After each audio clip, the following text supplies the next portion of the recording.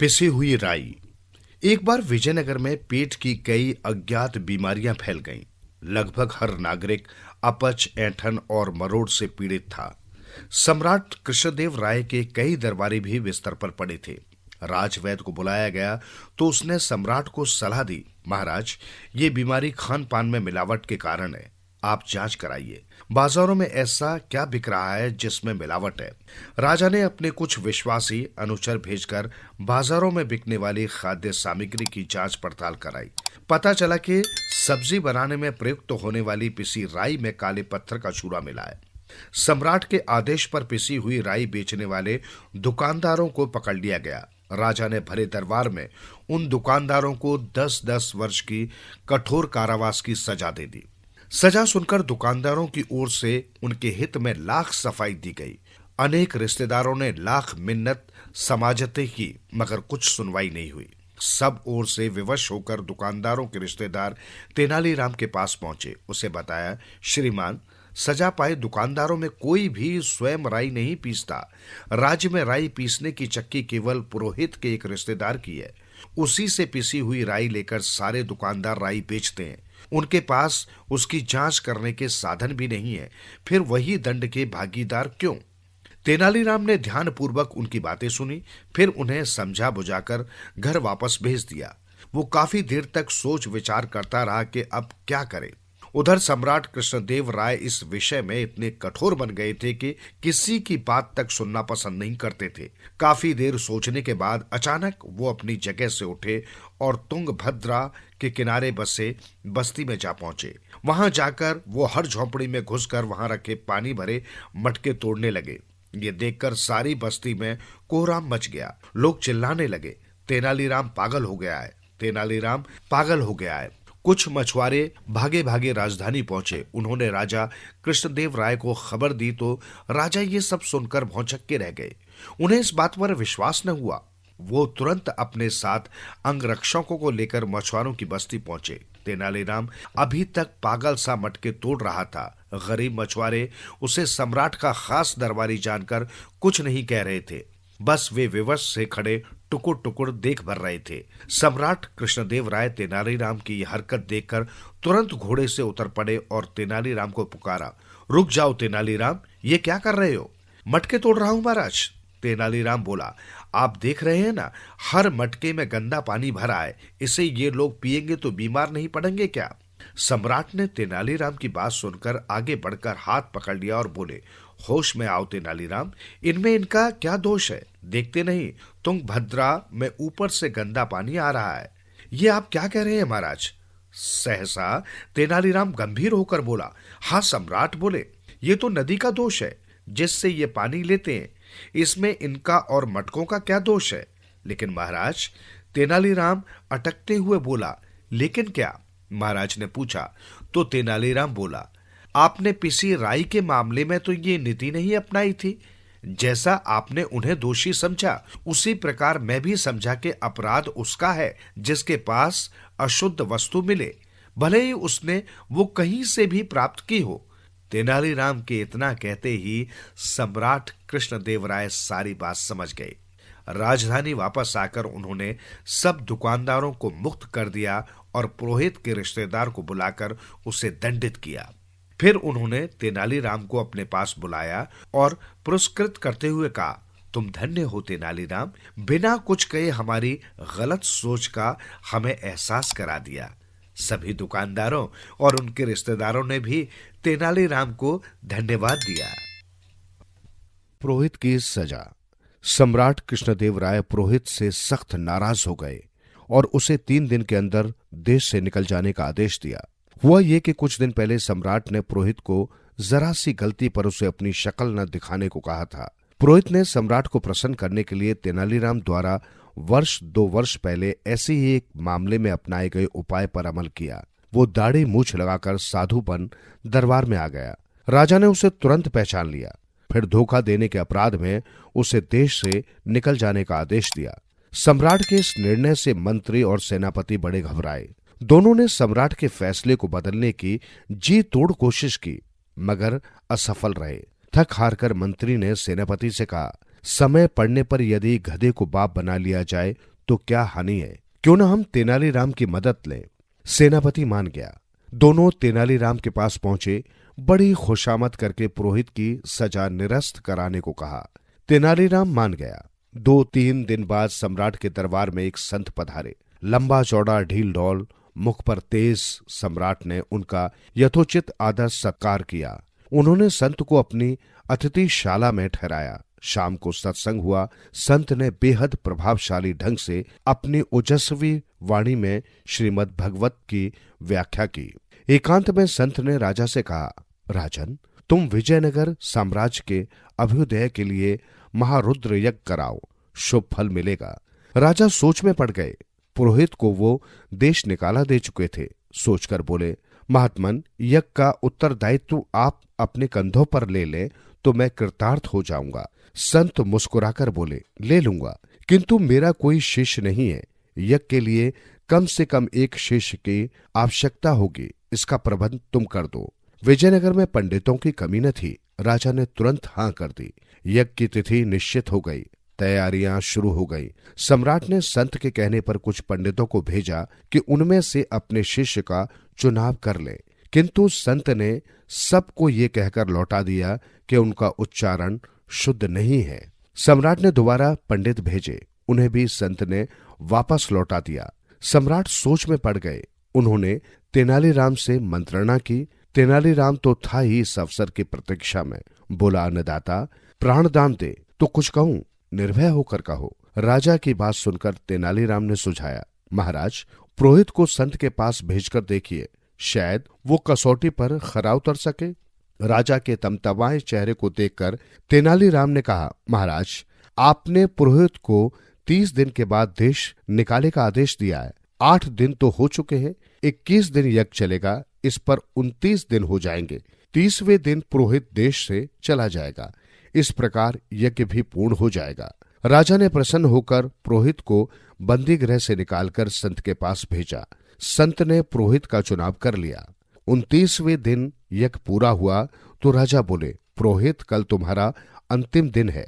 नहीं राजन, सहसा संत बोले, अभी इनका 3 दिन का कार्य शेष है।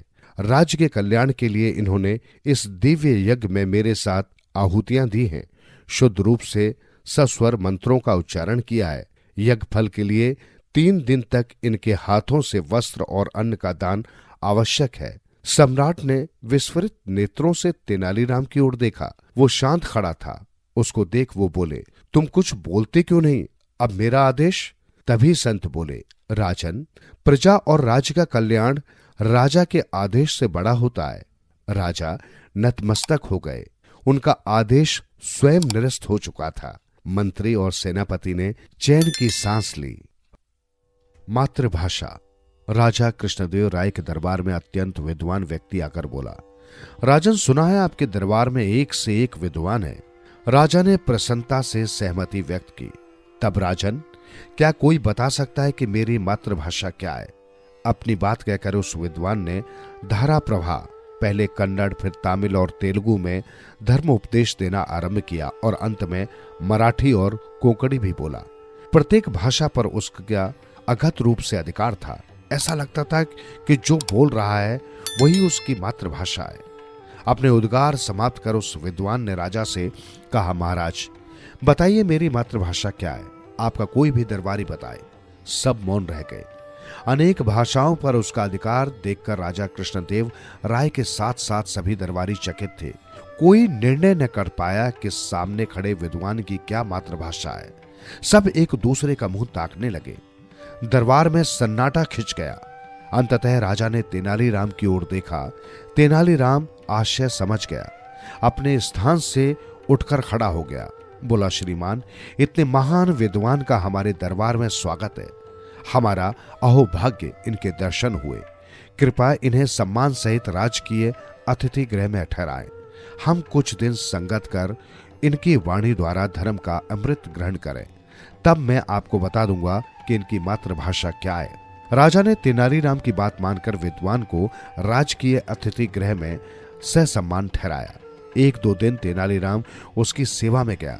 चरण स्पर्श कर उनसे धर्म प्रवचन सुने और संतुष्ट होकर लौटा।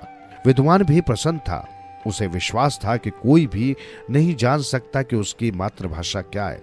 तीसरे दिन तेनालीराम उन विद्वान के समीप आया। वो उद्यान में टहल रहे थे। तेनालीराम ने उनसे शिक्षा की प्रार्थना की। वो विद्वान एक वृक्ष के चबूतरे पर बैठ गए। तेनालीराम को आशीर्वाद दिया। तेनालीराम ने उनके चरण स्पर्श किए, पर साथ ही उनके पैरों में बगनखा मार दिया। विद्वान सहसा झटपटा उठे। वो वार बर्दाश्त न कर सके। उन्होंने दर्द से कहरा कर तमिल भाषा में भगवान और मां को याद किया।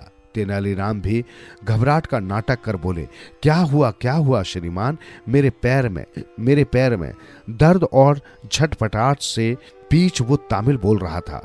तेनालीराम ने तत्काल अपना उत्तरीय फाड़कर उनके पैरों में बांधा और सेवक को सूचना दी। सेवक दौड़ा गया। उसने राजा कृष्णदेव राय को बतलाया। वो तत्काल वैद्य लेकर आ गए। तेनालीराम ने वार करने के उपरांत वगनखा तत्काल अपने उत्तरीय में छिपा लिया था। नाटक उसने पर्याप्त बुद्धिमानी के साथ किया था। वैद्य के उपचार से पीड़ा कम हो गई। राजा हैरान थे कि कैसे अचानक उनके पैरों में घाव हो गया। संतावना और उपचार के बाद वे लौट गए। अगले दिन दरबार में विद्वान ने मुस्कुराकर कहा, राजन, आज चौथा दिन है। मेरा प्रश्न अनुत्तरित है। राजा ने तेनालीराम की ओर देखा। तेनालीराम उठकर खड़ा हो गया। तमिल में बोला, महाराज, यही मेरा उत्तर है। इनकी मातृभाषा तमिल है। विद्वान चकित रह गया। आश्चर्य से तेनालीराम की ओर देखकर पूछा कि कैसे पता लगा। तब तेनालीराम बोला, श्रीमान, संकट में मनुष्य केवल अपनी माँ और मातृभाषा याद करता है।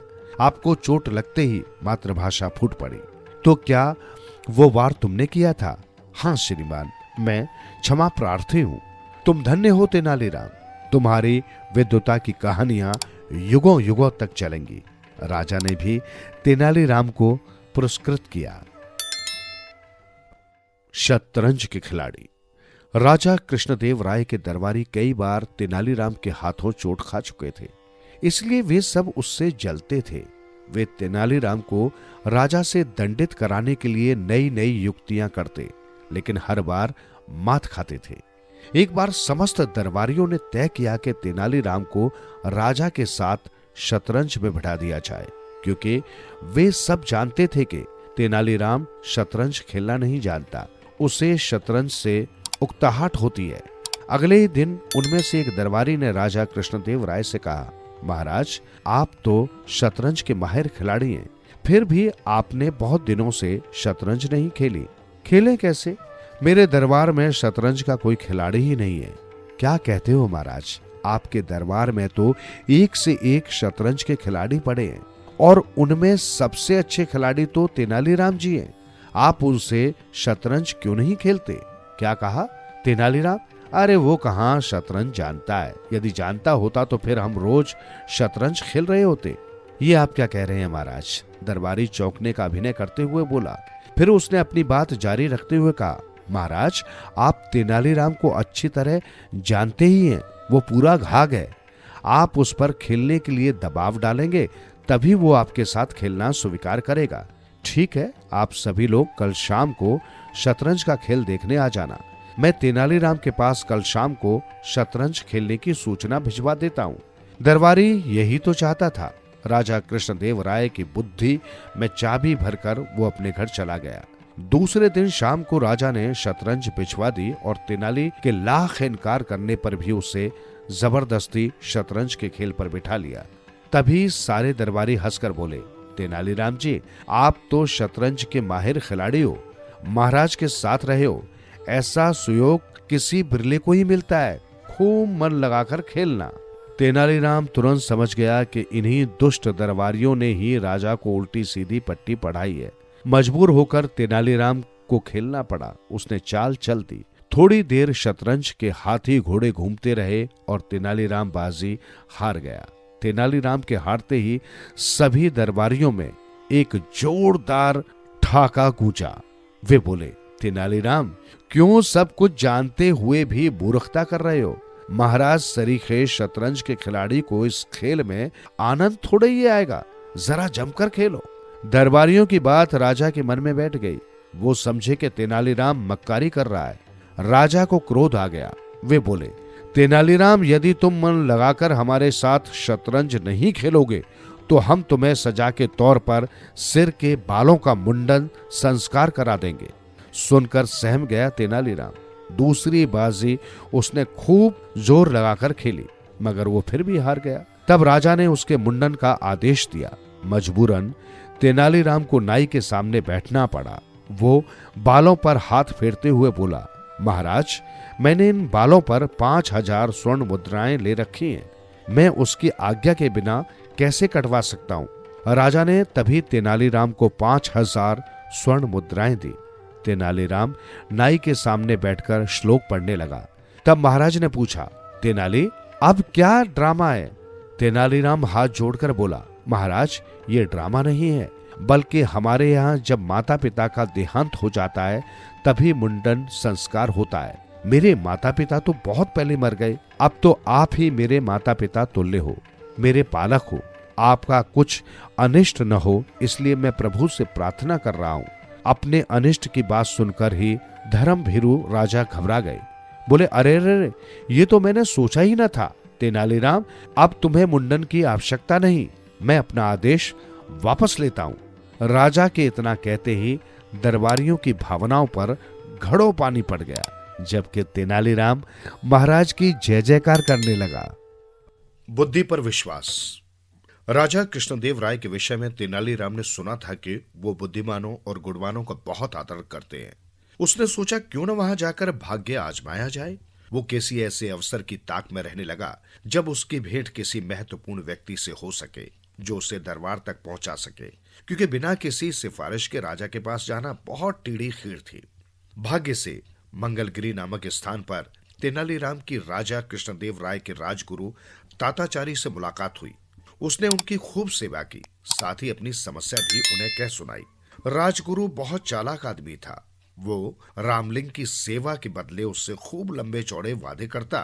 रामलिंग अर्थात तेनालीराम ने उसकी बातों पर विश्वास कर लिया, जबकि मन ही मन वो उससे जलता था। उसने सोचा कि इतना बुद्धिमान और विद्वान व्यक्ति राजा के दरबार में गया तो उसकी कीमत गिर जाएगी। पर जाते समय उसने वादा किया कि जब भी उचित अवसर मिलेगा वो राजा से परिचित कराने के लिए बुलवा लेगा।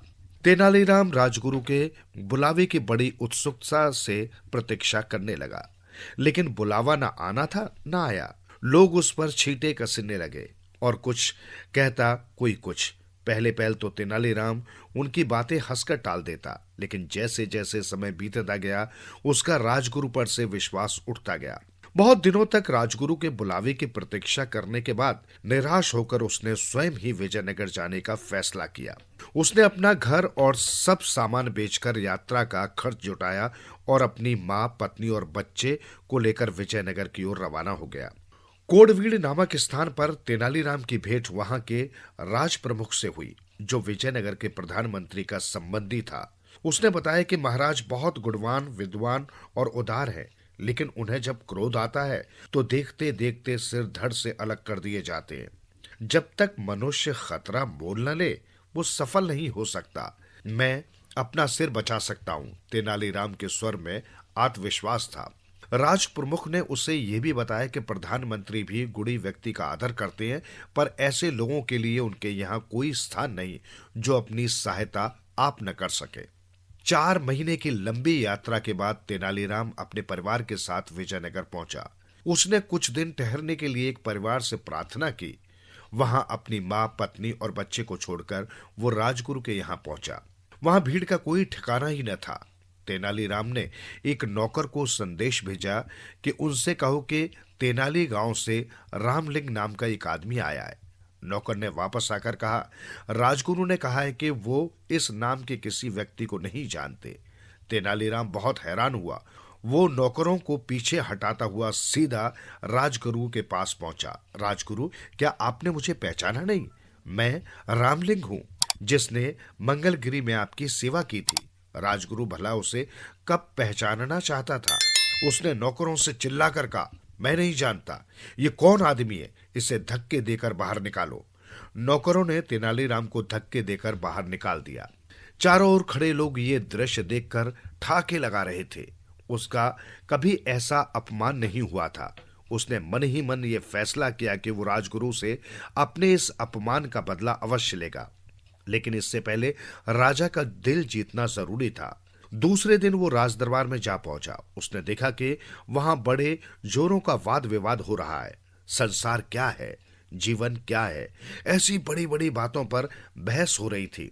एक पंडित ने अपने विचार प्रकट करते हुए कहा, यह संसार एक धोखा है।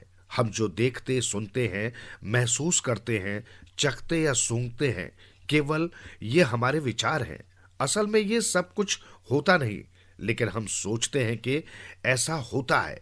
क्या सचमुच होता है? तेनालीराम ने हैरान होकर पूछा। यही बात हमारे शास्त्रों में भी कही गई है, पंडित जी ने थोड़ा ऐंठ दिखाते हुए कहा। सब लोग चुप बैठे थे। शास्त्रों में जो कहा है वो झूठ कैसे हो सकता है? तेनालीराम शास्त्रों से अधिक अपनी बुद्धि पर विश्वास करता था। उसने वहां बैठे सभी लोगों से कहा, यदि ऐसी बात है तो हम क्यों न पंडित जी के इस विचार की सच्चाई की जांच कर लें। हमारे उदार महाराज की ओर से आज जो दावत दी जा रही है उसे हम भी जी भरकर खाएंगे। पंडित जी से प्रार्थना है कि वो बैठे रहें और सोचे कि वो भी खा रहे हैं। तेनालीराम की बात पर जोर का ठेका लगा। पंडित जी की सूरत देखते ही बनती थी। महाराज तेनालीराम पर इतने प्रसन्न हुए कि उसे स्वर्ण मुद्राओं की एक थाली भेंट की और उसी समय तेनालीराम को राजा का विदूषक बना दिया। सब लोगों ने तालियां बजाकर महाराज की घोषणा का स्वागत किया। साथ ही सबने तेनालीराम को बधाई भी दी। तेनालीराम का विदूषक के रूप में स्वागत करने और बधाई देने में राजगुरु भी शामिल था।